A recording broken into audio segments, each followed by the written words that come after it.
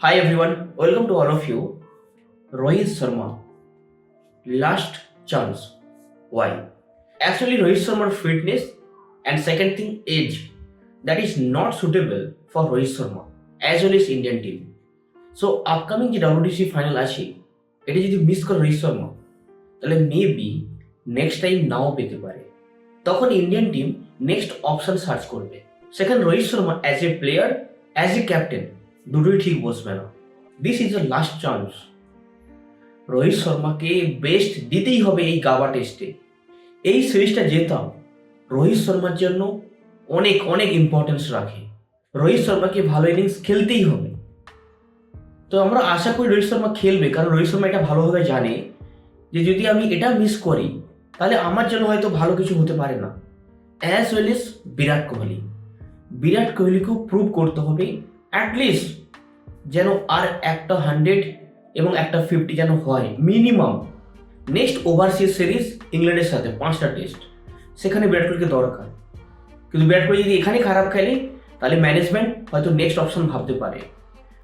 No second option, ভালো perform করতে হবে অ্যাজ ওয়েল এস সিরিজকে জিততে হবে।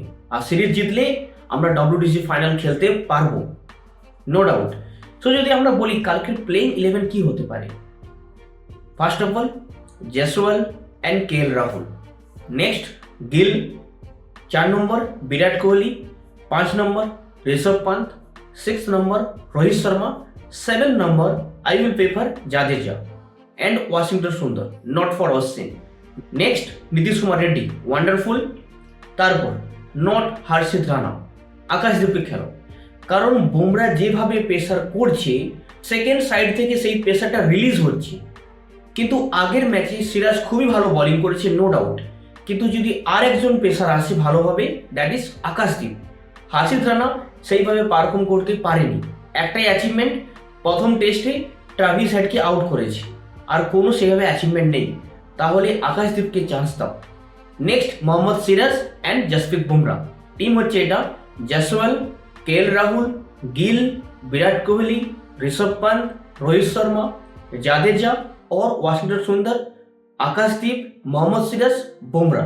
এবার কোশ্চেন হতে পারে ওপেনিং জুটি কে করবে। KL রাহুল ভালো ব্যাটিং করেছি, ভালো ডিফেন্স করেছি, তো চান্স দেওয়া উচিত। হ্যাঁ, সেকেন্ড টেস্টে ওইভাবে পারফর্ম করতে পারিনি, তাহলেও আর একবার সুযোগ দেওয়া উচিত।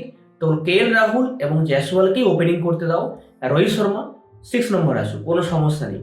কিন্তু রোহিত শর্মা এবং বিরাট কোহলির জন্য ডু অর ডাই, এটা পুরো দুনিয়া জানে।